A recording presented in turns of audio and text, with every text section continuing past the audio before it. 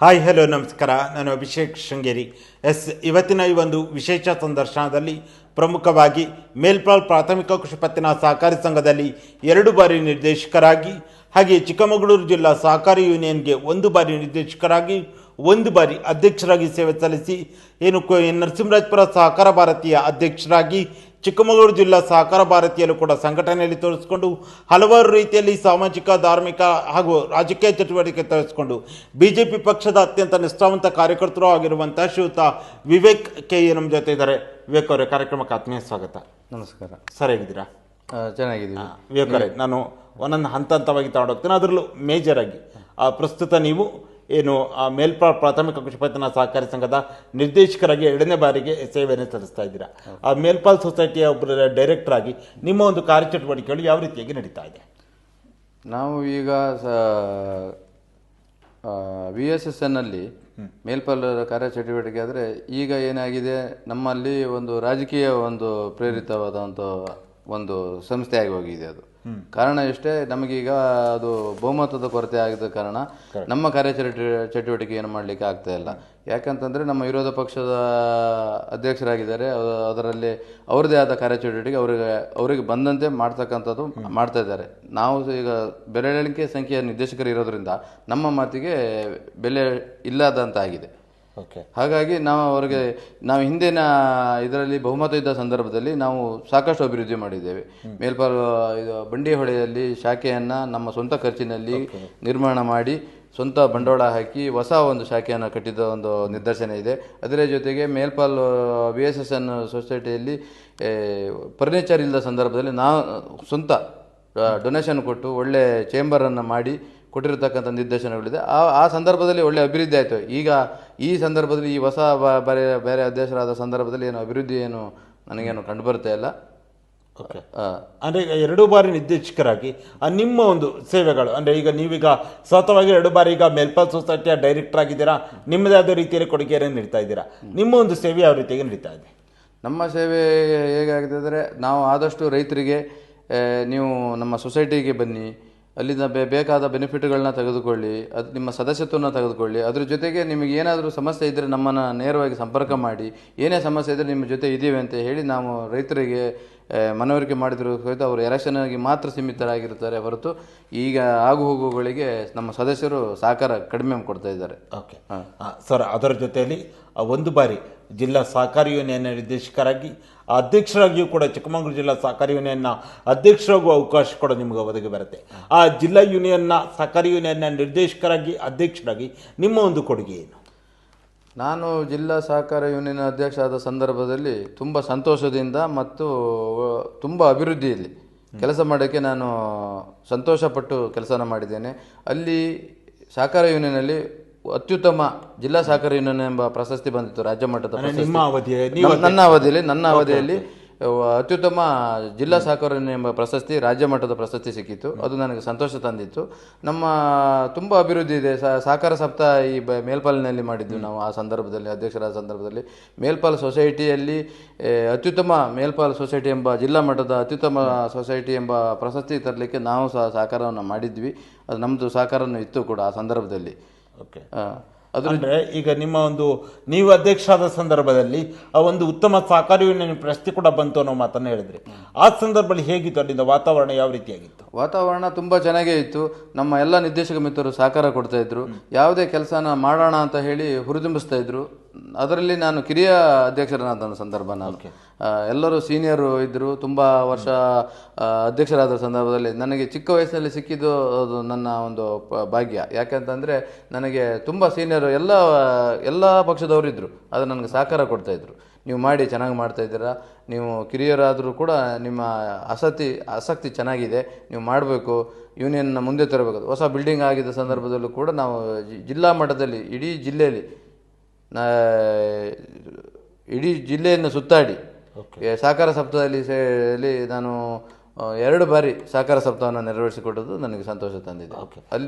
Okay sir, ಅದರ ಜೊತೆಯಲ್ಲಿಯೇ ಈಗ ನೀವು ಸಹಕಾರಿ ಕ್ಷೇತ್ರದಲ್ಲೂ ಕೂಡ ಹಲವಾರು ರೀತಿಯಲ್ಲಿ ತೊಡಗಿಸ್ಕೊಂಡಿರುವಂಥದ್ದು. ಆ ಸಹಕಾರಿ ಯೂನಿಯನ್ಗೆ ಈ ಬಾರಿ ಕೂಡ ನಿಮ್ಮ ಹೆಸರು ಕೈ ಬಂತಾದರೆ ಈ ಬಾರಿ ನಿಮಗೆ ನಿರ್ದೇಶಕರಾಗಲು ಕೂಡ ಅವಕಾಶ ಕೈತಪ್ಪಿರುವಂಥದ್ದು. ಯಾಕೆ ಈ ಬಾರಿ ನಿಮ್ಮ ಸಹಕಾರಿ ಯೂನಿಯನ್ಗೆ ನೀವು ನಿರ್ದೇಶಕರಾಗಿ ಹೋಗಲು ಅವಕಾಶ ಕೈತಪ್ಪಲು ಕಾರಣ ಏನು? ಇಲ್ಲಿ ಏನಾಯಿತು, ನಾನು ತಾಲೂಕು ಮಟ್ಟದಲ್ಲಿ ಗುರುತಿಸಿಕೊಂಡಿದ್ದೆ. ಅದ್ರ ಜೊತೆಗೆ ನನಗೆ ಅವಕಾಶ ತುಂಬ ಇತ್ತು, ಹೋಗ್ಲಿಕ್ಕೆ ಅವಕಾಶ ಇತ್ತು. ಇಲ್ಲಿ ಮೇಲ್ಪಾಲ್ ಸೊಸೈಟಿಯಿಂದ ಡೆಲಿಗೇಷನ್ ಕಳಿಸೋ ಒಂದು ಪದ್ಧತಿ ಇದೆ. ಪ್ರತಿ ಸೊಸೈಟಿಯಿಂದ ಡೆಲಿಗೇಷನ್ ಕಳಿಸೋದಿತ್ತು.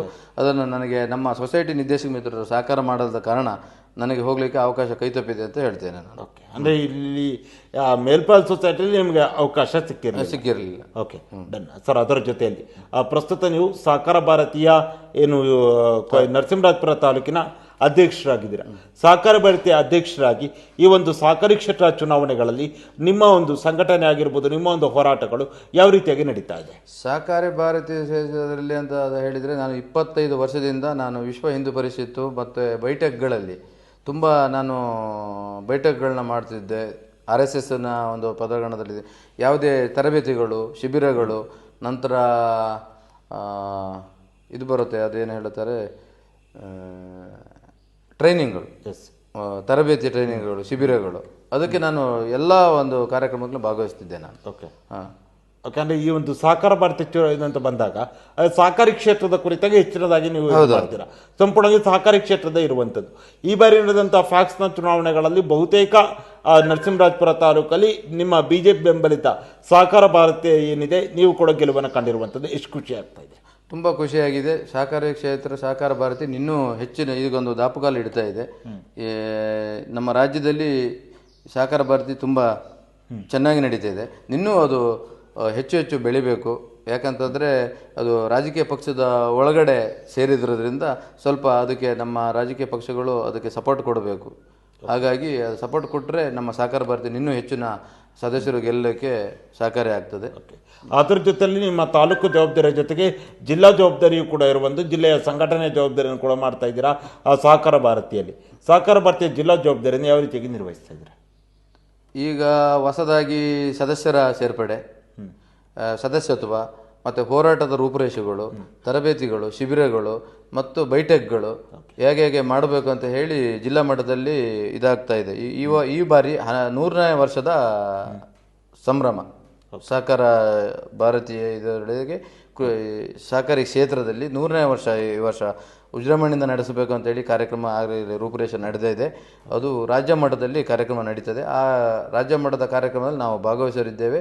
ಹೆಚ್ಚಿನ ಸದಸ್ಯರುಗಳನ್ನ ಒಳಗೊಂಡು ಸಹಕಾರಿ ಕ್ಷೇತ್ರ ಸಹಕಾರ ಭಾರತೀಯ ಸದಸ್ಯರುಗಳನ್ನ ಸೇರ್ಪಡೆಗೊಂಡು ನಾವು ವಿಜೃಂಭಣೆಯಿಂದ ಸಹಕಾರಿ ಭಾರತೀಯ ಕಾರ್ಯಕ್ರಮವನ್ನು ಮಾಡಲಿಕ್ಕೆ ನಾವು ಉತ್ಸುಕರಾಗಿದ್ದೇವೆ. ಓಕೆ ಸರ್, ಅದರ ಜೊತೆಯಲ್ಲಿ ಈಗ ಮೇಲ್ಪಾಲ್ ಅಥವಾ ಕರ್ಕೇಶ್ವರ ಅಂತ ಬಂದಾಗ BJP ಸತತವಾಗಿ ಈ ಪಂಚಾಯತಿಯಲ್ಲಿ ಅಧಿಕಾರವನ್ನು ಮಾಡ್ತಾ ಇತ್ತು. ಹಿಂದಿನ ಅವಧಿಯಲ್ಲಿ BJP ತನ್ನ ಅಧಿಕಾರವನ್ನು ಕಳೆದುಕೊಂಡಿರುವಂಥದ್ದು. ಇನ್ನೇನು 1.5-2 ತಿಂಗಳಲ್ಲಿ ಮತ್ತೆ ಕೂಡ ಗ್ರಾಮ ಪಂಚಾಯತ್ ಚುನಾವಣೆ ಬರ್ತಾ ಇದೆ. ಮತ್ತೊಮ್ಮೆ BJP ಇಲ್ಲಿ ತನ್ನ ಬಾವುಟವನ್ನು ಹಾರಿಸುತ್ತಾ? ಈ ಕಳೆದ ಬಾರಿ ಇಷ್ಟು ವರ್ಷ ಕೂಡ BJPಯ ಭದ್ರ ಬುನಾದಿ ಆಗಿರ್ತಕ್ಕಂಥ ಕ್ಷೇತ್ರ ಮೇಲ್ಪಾಲ್ ಕ್ಷೇತ್ರ, ಕರ್ಕೇಶ್ವರ ಕ್ಷೇತ್ರ. ಅದು ಸಿಂಪತಿಗೋಸ್ಕರ ರಾಜಕೀಯ ಬದಲಾವಣೆ ಆಗಿದೆ. ತುಂಬ ವರ್ಷ ನಾವು ಸೋತಿದ್ದೇವೆ. ಹಾಗೆ ಮತ್ತು ಕೆಲವೊಂದು ಜನಗಳ ಒಂದು ಅನುಕಂಪದಿಂದ ಬಂದಿದೆ ಹೊರತು ಯಾವುದೇ ಅಭಿವೃದ್ಧಿಯಿಂದ ಮತ್ತೊಂದೊಂದಲ್ಲ. ಇನ್ನು ಮುಂದಿನ ಬಾರಿ ನಮಗೆ 100ಕ್ಕೆ 100 ಭಾಗ ನಮ್ಮ ಕ್ಷೇತ್ರ BJP ಬಾಟವನ್ನು ನಾವು ಹಾರಿಸೋದ್ರಲ್ಲಿ ಯಾವುದೇ ಸಂದೇಹವಿಲ್ಲ. ಅದ್ರ ಜೊತೆಗೆ ಹೊಸ ಮುಖಗಳನ್ನ ಈ ಕ್ಷೇತ್ರದಲ್ಲಿ ನಮ್ಮ ಎಲ್ಲ ಕಾರ್ಯಕರ್ತರು ಚಿಂತನೆ ಮಾಡಿದ್ದಾರೆ. ಆದಷ್ಟು ಯೂತ್ಸ್ ಈ ಸಹಕಾರಿ ಭಾರತೀಯ ಒಳಗಡೆ ಅದ್ರ ಜೊತೆಗೆ BJPಯ ಮಿತ್ರ ಪಕ್ಷಗಳನ್ನು ಸೇರಿಕೊಂಡು ಹೊಸ ಮುಖಗಳನ್ನ ಪರಿಚಯ ಮಾಡೋಣ ಅಂತ ಎಲ್ಲ ನಮ್ಮ ಸದಸ್ಯರು ಮಾತಾಡ್ತಿರೋದ್ರಿಂದ ಹೊಸ ಮುಖಗಳನ್ನ ಪರಿಚಯ ಮಾಡಬೇಕು ಅಂತ ಹೇಳಿ ನಾವೆಲ್ಲ ಒಂದಾಗಿದ್ದೇವೆ. ಅದರ ಜೊತೆಗೆ ಹಳಬರಿಗಿಂತ ಹೊಸ ಮುಖಗಳನ್ನ ನಮ್ಮ ಭಾರತೀಯ ಜನತಾ ಪಾರ್ಟಿ ನೋಡಲಿಕ್ಕೆ ನಾವು ಇಚ್ಛೆ ಪಡ್ತೇವೆ. ಮುಂದಿನ ಬಾರಿ ನಮ್ಮ ಕರ್ಕೇಶ್ವರ ಗ್ರಾಮ 100ಕ್ಕೆ 100 ಭಾಗ BJP ಬೋರ್ಡ್ ಆಗಿ ಬರ್ತದೆ. ಅದು 100% ನಾವು ಹೇಳ್ತಿದ್ವಿ. ಓಕೆ ಸರ್, ಅದರ ಜೊತೆಯಲ್ಲಿ ಈ ಭಾಗದ ರಸ್ತೆಗಳ ಬಗ್ಗೆ ಮಾತಾಡೋದಾದರೆ ಸಂಪೂರ್ಣವಾಗಿ ಬಹುಶಃ ಈ ಭಾಗದಲ್ಲಿ ರಸ್ತೆಗಳೇ ಒಂದು ರೀತಿಯಲ್ಲಿ ಹೊಂಡ ಗುಂಡಿಗಳಾಗಿರುವಂಥದ್ದು. ಇದರಿಂದ ನಿಮ್ಮ ಮನೆ ಏನು ಈ ರಸ್ತೆಗಳಿದ್ದಾವೆ ಎಲ್ಲೂ ಕೂಡ ಟಾರ್ ರಸ್ತೆ ಕಾಣ್ತಾನಿಲ್ಲ. ಏನಿದೆ ರಾಜಕೀಯ?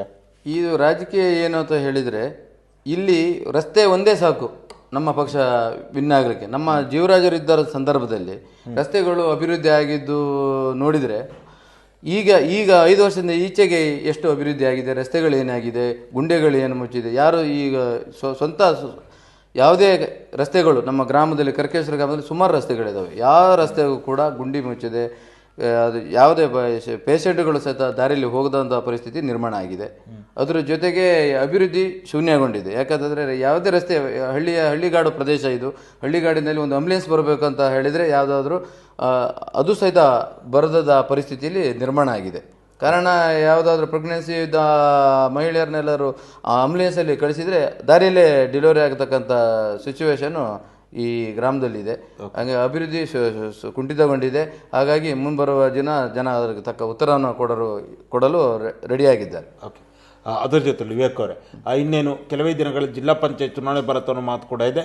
ಅದು ನಿಮ್ಮ ಕರ್ಕೇಶ್ವರ ಜಿಲ್ಲಾ ಪಂಚಾಯತಿನ ಕ್ಷೇತ್ರ ಇದೆ, ಇಲ್ಲಿಗೆ ಜನರಲ್ ಬರುತ್ತೆ ಅನ್ನೋದು ಒಂದು ದೊಡ್ಡ ಮಟ್ಟದಲ್ಲಿ ಚರ್ಚೆ ಆಗ್ತಿರುವಂಥದ್ದು. ಏನಾದರೂ ಈ ಬಾರಿ ಜನರಲ್ ಬಂದರೆ ನೀವು ಚುನಾವಣೆಗೆ ಸ್ಪರ್ಧೆ ಮಾಡುವ ಆಸೆ ಇದೆಯಾ? ಜನರಲ್ ಬಂದರೆ ನಮ್ಮ ಪಕ್ಷದಲ್ಲಿ ನನಗೆ ಆಸೆ ಇದೆ. ಪಕ್ಷ ಏನು ತೀರ್ಮಾನ ಮಾಡ್ತದೆ ಅದಕ್ಕೆ ಬದ್ಧನಾಗಿದ್ದು, ನಾನು ಅವಕಾಶ ಸಿಕ್ಕಿದರೆ ನಾನೊಬ್ಬ ಅಭ್ಯರ್ಥಿ ಆಗಲಿಕ್ಕೂ ನನಗೆ ಸಂತೋಷ ಇದೆ. ನಾನು ಆಕಾಂಕ್ಷಿನೂ ಇದ್ದೀನಿ. ಅಂದರೆ ಪಕ್ಷ ಈಗ ಒಂದು ಟಿಕೆಟ್ ಕೊಡೋ ಸಂದರ್ಭದಲ್ಲಿ ನಾನಾ ರೀತಿಯ ಯೋಚನೆಗಳನ್ನ ಮಾಡುತ್ತೆ. ಅದರಲ್ಲಿ ನೆಗೆಟಿವ್ ಏನಿದೆ, ಪಾಸಿಟಿವ್, ಪ್ರತಿಯೊಂದನ್ನು ಕೂಡ ಪಕ್ಷಕ್ಕೆ ಏನು ಲಾಭ ಆಗುತ್ತೆ, ಇವ್ರನ್ನ ತೆಗೆದು ಹಲವಾರು ರೀತಿಯಲ್ಲಿ ಇದು ಮಾಡ್ತಾರೆ. ಒಂದು ಸಭೆಯನ್ನು ಮಾಡಿ ನಂತರ ಟಿಕೆಟ್ನ ಘೋಷಣೆ ಮಾಡ್ತಾರೆ. ಹಾಗೆ ನಿಮ್ಮ ಪಕ್ಷ ಯಾಕೆ ಟಿಕೆಟ್ ಕೊಡಬೇಕು? ನಾನು ಈಗ 25 ವರ್ಷದಿಂದ ಈ ಕರ್ಕೇಶ್ವರ ಗ್ರಾಮದಲ್ಲಿ ನಾನು ಹೊಸದಾಗಿ ಬಂದು BJPಯಲ್ಲೇ ಸಕ್ರಿಯವಾಗಿ ರಾಜಕಾರಣ ಮಾಡಿದ್ದೀನಿ. ನೇರವಾಗಿ ಪ್ರಾಮಾಣಿಕವಾಗಿ ರಾಜಕೀಯ ಮಾಡಿದ್ದೇನೆ. ಅದರ ಜೊತೆಗೆ ನಾನು ಸಹಕಾರ ತುಂಬ ಕೊಟ್ಟಿದ್ದೇನೆ. ನಮ್ಮ ಕಾರ್ಯಕರ್ತರಿಗಿರ್ಬೋದು, ನಮ್ಮ ಪಕ್ಷದ ನಾಯಕರಿಗಿರ್ಬೋದು, ನನ್ನ ತುಂಬ ಕೊಡುಗೆ ಕೊಟ್ಟಿದ್ದೆ. ಯಾಕಂದರೆ ನಾನು ಪ್ರಾಮಾಣಿಕವಾಗಿ ಒಂದೇ ಪಕ್ಷದಲ್ಲಿ ಇದ್ದು ಕೆಲಸ ಮಾಡಿದೆ. ಈ ಹಿಂದೆ ನಾನು ವಕೀಲರಾಗಿದ್ದ ಸಂದರ್ಭದಲ್ಲೂ ಕೂಡ BJP ಪಕ್ಷಕ್ಕೋಸ್ಕರ ನಾನು ಉಚಿತವಾಗಿ ನಮ್ಮ ಸಹೋದರರು ನಾವು ಸೇರಿ ಇಡೀ ಜಿಲ್ಲೆಗೆ ಉಚಿತವಾದಂಥ ಸೇವೆಯನ್ನು ಕಕ್ಷಿದಾರರಿಗಿರ್ಬೋದು, ನಮ್ಮ ಪಾರ್ಟಿಯ ವರ್ಕರ್ಸಿಗಿರ್ಬೋದು ನಾವು ಫ್ರೀ ಸರ್ವಿಸ್ ಮಾಡಿರ್ತಕ್ಕಂಥ ನಿದರ್ಶನಗಳು ನಮ್ಮಲ್ಲಿ ತುಂಬ ಇದೆ. ಓಕೆ, ಅಂದರೆ ಈಗ ಪಕ್ಷ ಅಕಸ್ಮಾತ್ ನಿಮಗೆ ಟಿಕೆಟ್ ಕೊಟ್ಟಿಲ್ಲ ಅಂದರೆ ನಿಮ್ಮ ಒಂದು ನಿರ್ಧಾರ ಏನಾಗಿರುತ್ತೆ? ಪಕ್ಷ ನಮಗೆ ಟಿಕೆಟನ್ನು ಕೊಡದಿದ್ದ ಸಂದರ್ಭದಲ್ಲಿ ನಾನು ನಮ್ಮ ಪಕ್ಷದಲ್ಲೇ ಉಳಿದು ನಮ್ಮ ಪಕ್ಷದ ಅಭ್ಯರ್ಥಿನ ಗೆಲ್ಲಿಸಲಿಕ್ಕೆ ಪ್ರಾಮಾಣಿಕ ಒಂದು ಪ್ರಯತ್ನವನ್ನು ನಾವು ಮಾಡ್ತೇವೆ. ಈ ಬಾರಿ ನಮ್ಮ ಈ ಕ್ಷೇತ್ರ BJP ಕ್ಷೇತ್ರವಾಗಿ BJP ಅಭ್ಯರ್ಥಿನೇ ಆರಿಸಿ ಬರ್ತಾರೆ. ನಮ್ಮ ಆತ್ಮವಿಶ್ವಾಸ ಇದೆ, ಆರಿಸಿ ಬರ್ತಾರೆ. ಓಕೆ, ಅಂದರೆ ಈ ಕರ್ಕೇಶ್ವರ ಜಿಲ್ಲಾ ಪಂಚಾಯತ್ ಕ್ಷೇತ್ರದಲ್ಲಿ BJPಗೆ ಜನ ಯಾಕೆ ಮತ ಹಾಕಬೇಕು? ಕರ್ಕೇಶ್ವರ ಭಾಗದಲ್ಲಿ BJPಗೆ ಯಾಕೆ ಮತ ಹಾಕಬೇಕು ಅಂತ ಹೇಳಿದರೆ, BJP ತುಂಬ ಕೊಡುಗೆಯನ್ನು ಕೊಟ್ಟಿದೆ. ಓಕೆ, ಇಲ್ಲಿ ಸಾಕಷ್ಟು ಈ ಹಿಂದೆ ರಸ್ತೆಗಳು, ವಸತಿ ನಿಲಯಗಳು, ರಸ್ತೆಗಳು ಮತ್ತು ಕರೆಂಟು, ವಿದ್ಯುತ್ ಸಂಪರ್ಕ, ಈ ಮೋದಿಯವರ ಪ್ರತಿ ಮನೆಯಲ್ಲಿ ಕರೆಂಟಿನ ಒಂದು ವ್ಯವಸ್ಥೆ ಮಾಡಿದರು, ನೀರಿನ ವ್ಯವಸ್ಥೆ, ಅದನ್ನು ಮೋದಿಯವರ ಒಂದು ಕಾರ್ಯವೈಖರಿಯನ್ನು ನೋಡಿ BJPಗೆ ಒಟ್ಟು ಕೊಡಬೇಕು ಅಂತ ಹೇಳಿ ನಾನು ಹೇಳ್ತೇನೆ. ಓಕೆ, ಇದರ ಹಿಂದೆ ಬೇಕಾದ್ರೆ ನೀವು ಏನು ರೋಟರಿ ಕ್ಲಬ್ನ ಅಧ್ಯಕ್ಷ ಕೂಡ ಆಗಿದ್ರೆ ಅಂದ್ಕೊಳ್ತೀನಿ. ಆ ರೋಟರಿ ಕ್ಲಬ್ನ ಅಧ್ಯಕ್ಷ ಸಂದರ್ಭದಲ್ಲಿ ನಿಮ್ಮ ಒಂದು ಕಾರ್ಯಚಟುವಟಿಕೆ, ನಿಮ್ಮ ಒಂದು ಸರ್ವಿಸ್ ಯಾವ ರೀತಿಯಾಗಿ ನಡೀತಾ ಇತ್ತು? ರೋಟರಿ ಕ್ಲಬ್ನ ಅಧ್ಯಕ್ಷರಾದ ಸಂದರ್ಭದಲ್ಲಿ ನಮ್ಮ ಬಾಳೆಹೊನ್ನೂರಿನಲ್ಲಿ ರೋಟರಿ ಅದನ್ನು ಒಂದು ಸಮುದಾಯ ಭವನವನ್ನು ಪೂರ್ಣಗೊಳಿಸಿದ್ದು ನನ್ನ ಅವಧಿಯಲ್ಲಿ. ಓಕೆ, ಅದು ನನಗೆ ಸಂತೋಷ ತಂದಿದೆ. ನಾನು ಎಲ್ಲಿ ಹೋಗಿದ್ದರೂ ನನ್ನ ಕೈಲಾದ ಸಹಕಾರವನ್ನು ಮಾಡಿದ್ದೇನೆ ಮತ್ತು ಅಭಿವೃದ್ಧಿಗೆ ಪ್ರಾಮಾಣಿಕ ಪ್ರಯತ್ನವನ್ನು ಪಟ್ಟಿದ್ದೇನೆ. ರೋಟರಿ ಸಂಸ್ಥೆಯು ಸಹ ಉತ್ತುಂಗಕ್ಕೆ ಹೋಗಲಿಕ್ಕೆ ನಂದು ಸಹ ಸಹಕಾರ ಇತ್ತು, ನಾನು ಸಹಕಾರ ಮಾಡಿದ್ದೇನೆ. ಅಭಿವೃದ್ಧಿಗೋಸ್ಕರ ಸದಸ್ಯರುಗಳ ಜೊತೆ ಚೆನ್ನಾಗಿದ್ದು ನಾನು ಕೆಲಸವನ್ನು ಮಾಡಿದ್ದು ನನಗೆ ಸಂತೋಷ ತಂದಿದೆ. ಇನ್ನು ಮುಂದೇನೂ ಅಷ್ಟೇ ರೋಟರಿ ಸಂಸ್ಥೆಯಲ್ಲಿ ನಾನು ಹಲವಾರು ಜಿಲ್ಲಾ ಮಟ್ಟದ ಹುದ್ದೆಗಳನ್ನು ತಗೊಂಡಿದ್ದು ಅದನ್ನು ನನಗೆ ತೃಪ್ತಿ ತಂದಿದೆ. ಕೆಲಸವನ್ನು ಮಾಡಿದ್ದೇನೆ, ನನಗೆ ಸಂತೋಷ ಇದೆ. ಓಕೆ ವಿವೇಕ್ ಅವರೇ, ಈಗ ಮುಂದಿನ ದಿನಗಳಲ್ಲಿ ಸತತವಾಗಿ ಚುನಾವಣೆಗಳು ಬರ್ತಿರುವಂಥ ಗ್ರಾಮ ಪಂಚಾಯಿತಿ, ತಾಲೂಕ್ ಪಂಚಾಯಿತಿ, ಜಿಲ್ಲಾ ಪಂಚಾಯಿತಿ, TAPCMSಗಳು ವರ್ಷ 2026ನೇ ಸಾಲು ಚುನಾವಣೆ ವರ್ಷ ಆಗಿರುವಂಥದ್ದು. ಈ ಸಂದರ್ಭದಲ್ಲಿ ನಿಮ್ಮ ಒಂದು ಪಕ್ಷ ಸಂಘಟನೆ ಆಗಿರ್ಬೋದು, ನಿಮ್ಮ ಒಂದು ಇದು ಯಾವ ರೀತಿಯಾಗಿ ನಡೀತಾ ಇದೆ? ನಾನು ಈ ಬಾರಿ ಇಷ್ಟುವರೆಗೆ ಸಂಘಟನೆಯಲ್ಲಿ ತುಂಬ ತೊಡಗಿಸಿಕೊಂಡಿದೆ. ಈ ಬಾರಿ ಹೆಚ್ಚು ಸಂಘಟನೆಯಲ್ಲಿ ತೊಡಗೊಳ್ಳಬೇಕು, ಹೊಸ ಮುಖಗಳನ್ನು ಈ ಭಾಗಕ್ಕೆ ಪರಿಚಯಿಸಬೇಕು, ಹೊಸ ಅಭ್ಯರ್ಥಿಗಳನ್ನು ಆಯ್ಕೆ ಮಾಡೋದಕ್ಕೋಸ್ಕರ ನಾನು 24 hours ಪ್ರಾಮಾಣಿಕವಾಗಿ ನಮ್ಮ ಪಕ್ಷ ನಿಷ್ಠೆಯಿಂದ ಕೆಲಸ ಮಾಡಲಿಕ್ಕೆ ನಾನು ಬದ್ಧನಿದ್ದೇನೆ. ಎಲ್ಲ ರೀತಿಯ ಸಹಕಾರದ ಜೊತೆಗೆ ನಮ್ಮ ಪಕ್ಷ ಬರಬೇಕಂತ ಉದ್ದೇಶದಿಂದ ನಾನು ವಾಲಂಟಿಯರ್ ಆಗಿ ಅಥವಾ ಪ್ರಾಮಾಣಿಕವಾಗಿ ನಮ್ಮ ಕಾರ್ಯಕರ್ತರು ಮತ್ತು ನಮ್ಮ ಸದಸ್ಯರನ್ನು ಆಯ್ಕೆ ಮಾಡಲಿಕ್ಕೆ ನಾನು ಪ್ರಾಮಾಣಿಕವಾದ ಪ್ರಯತ್ನವನ್ನು ಪಡ್ತೇನೆ. ಈ ರಾಜಕೀಯ ಮತ್ತು ಸಹಕಾರಿ ಕ್ಷೇತ್ರ ಅಂತ ಬಂದಾಗ ನಿಮ್ಮ ಮೊದಲ ಆಯ್ಕೆ ಏನಾಗಿರುತ್ತೆ? ರಾಜಕೀಯ ಸಹಕಾರ ಬಂದಾಗ ಒಂದೇ ನಾಣ್ಯದ ಎರಡು ಮುಖ. ಅದರಲ್ಲಿ ನನಗೆ ಸಹಕಾರಿ ಕ್ಷೇತ್ರ ಅಂದರೆ ತುಂಬ ಇಷ್ಟ. ಓಕೆ. ನಾನು ಸಹಕಾರಿ ಕ್ಷೇತ್ರದಲ್ಲಿಂದನೇ ನಾನು ರಾಜಕೀಯಕ್ಕೆ ಎಂಟ್ರಿ ಆಗಿದ್ದ ಸಂದರ್ಭದಲ್ಲಿ ನನಗೆ ಅದಕ್ಕೊಂದು ಬ್ಯಾಕ್ ಬೋನು ನಮ್ಮ ಪಕ್ಷ ಆಗಿತ್ತು. BJP ಪಕ್ಷದಿಂದ ನಾನು ಆಯ್ಕೆಯಾದ ಫಸ್ಟು USSನಲ್ಲಿ ಆಯ್ಕೆಯಾದ ಸಂದರ್ಭದಲ್ಲಿ, ಆ ನಂತರ ಯೂನಿಯನ್ಗೆ ಹೋಗಿದ್ದ ಸಂದರ್ಭ, ಅದಕ್ಕೆ ಸಹಕಾರ BJP. ಓಕೆ. ಹಾಗಾಗಿ ಅದನ್ನು ನಾನು ಇವೆರಡನ್ನೂ ಒಂದೇ ರೀತಿಯಲ್ಲಿ ನೋಡ್ತೇನೆ. ಓಕೆ. ಅಂದರೆ ರಾಜಕೀಯವಾಗಿ ವಿವೇಕರು ಮುಂದಿನ ದಿನಗಳಲ್ಲಿ ಏನು ನಿರೀಕ್ಷೆ ಇಟ್ಕೊಂಡಿದ್ದೀರಾ?